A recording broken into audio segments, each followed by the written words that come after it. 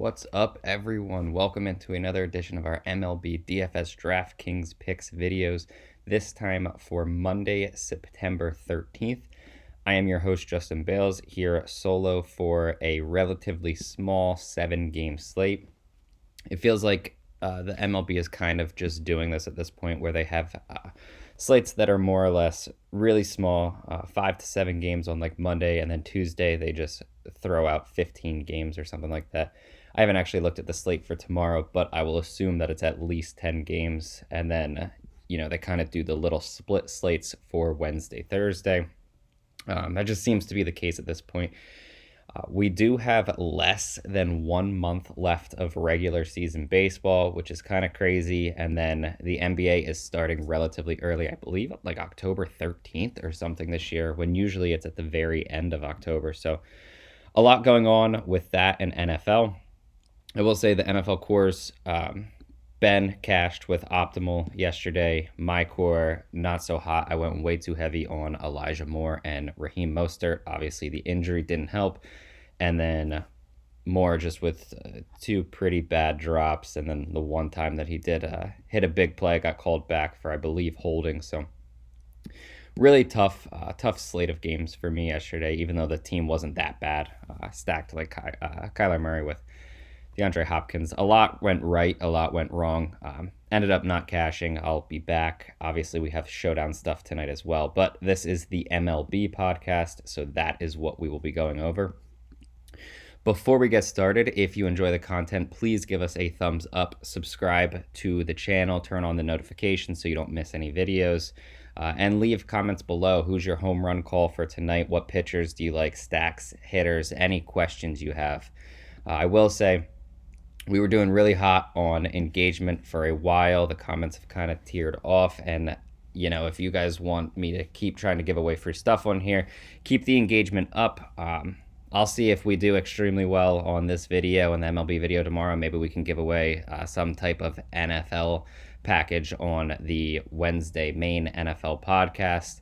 I know that Anthony and Ben also have the cash process coming out in the next day or two. So a lot going on to the point where you're going to want to subscribe.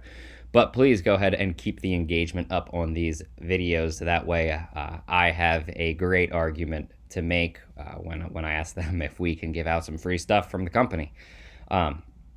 Getting into tonight's slate, though. Only 7 games. We're not 100% on the pitchers, which kind of happens later in the season where teams don't really know what they're doing, even, the morning of and stuff. But just the spots that we really don't know at this point, I guess, would be Boston. Some places have Nathan Eovaldi starting tonight. Some places have Eduardo Rodriguez. I think that either one of them is going to be in play against Seattle, although I would just much rather prefer Erod. I believe that's relatively obvious. And then the other spot that is not completely sure would be the Texas Rangers. Some have Spencer Howard. I know he's been used as an opener a little bit. Other places have AJ Alexy. I don't think that either one of them are in play against Houston. I do believe that Houston is in play against either one of them, though. So just kind of at this point, I guess,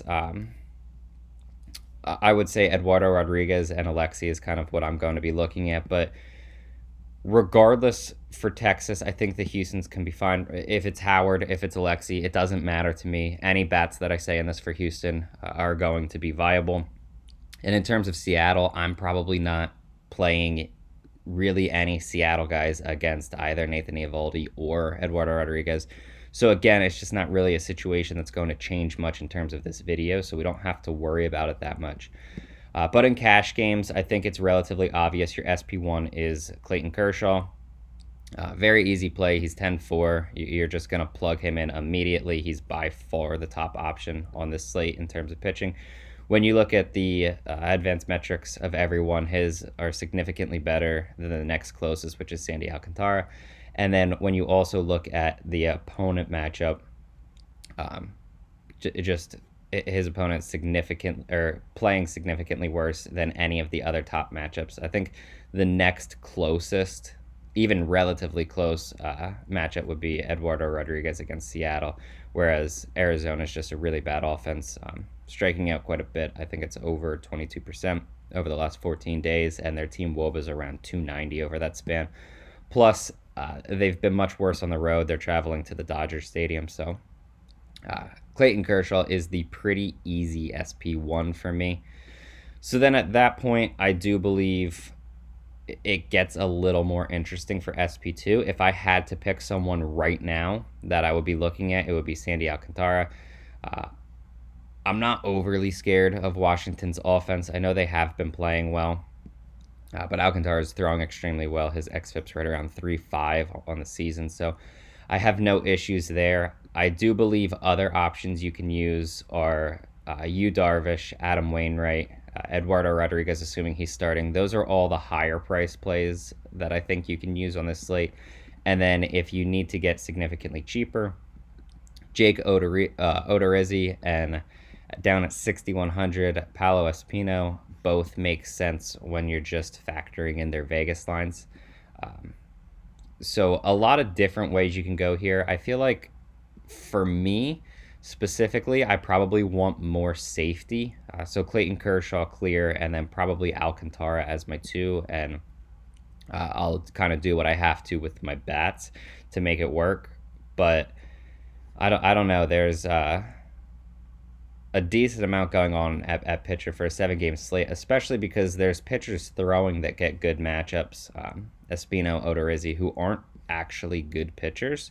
And generally, they're pitchers that I would like to attack on a slate, but you're not really going to use Texas or Houston against them. So it kind of puts you in a weird spot where you're going to have to decide, do you think that they can beat the bats, bad bats of their opponents, which I don't know. I just prefer safety at pitcher at this point, especially in cash games. In tournaments, I think they're all fine. I think in tournaments you can add someone like Rich Hill as well. I know St. Louis uses a lot of right-handed bats, but Hill's historically been a reverse splits pitcher. So I do think you can use a team like, or a player like Rich Hill. And then another interesting option would be Alek Manoah against Tampa Bay. I don't necessarily love him, but he does have strikeout upside, and we know that the Rays will strike out quite a bit in basically any given game. So for 8,500, I do think he goes under-owned, and I think he's a pretty solid option. Moving to stacks, I feel like it makes sense to use Toronto tonight. They don't have the highest implied run total, but their offense has been on absolute fire.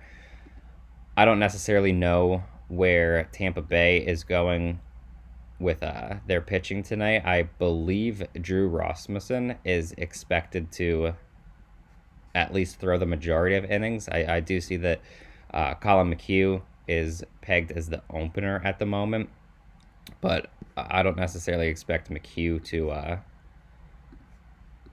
to throw more than I would say like 2 innings max. That's basically been his ceiling on the slate. So I don't like the matchup against McHugh if he were starting.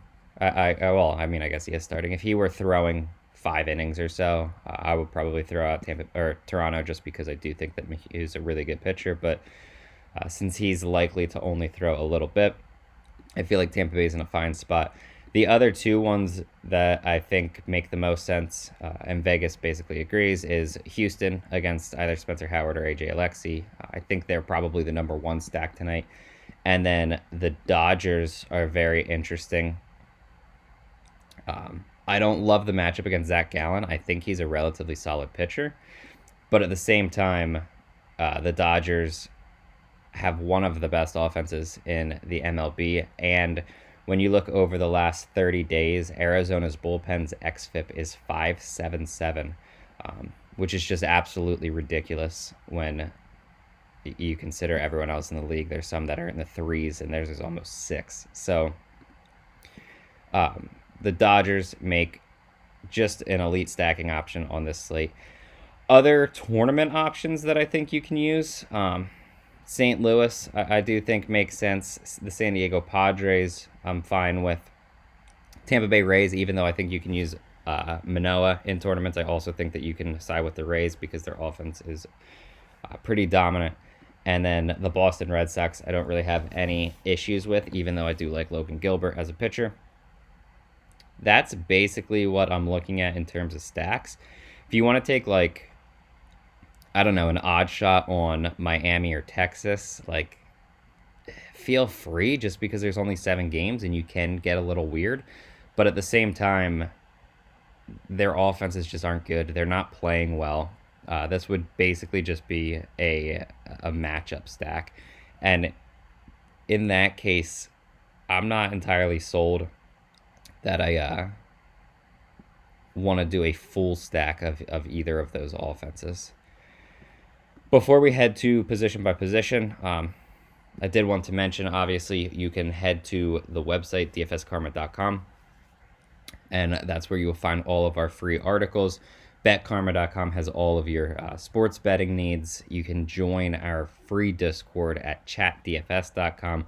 All of this can also be found in the description below. Just click the little show more button and you'll see all of our links. But moving on to position by position. At catcher, I feel like if you're looking to punt, you just probably go down to Martin Maldonado. He makes the most sense. If you want to spend up a little more, Austin Barnes, assuming he's starting, or Yadier Molina, they're very similar price tags. I think both of them make sense in their specific matchups. Molina's a guy that I probably look to a little more often than I should against left-handed pitching, but I'll probably continue that tonight, especially since this position's just really, really weak.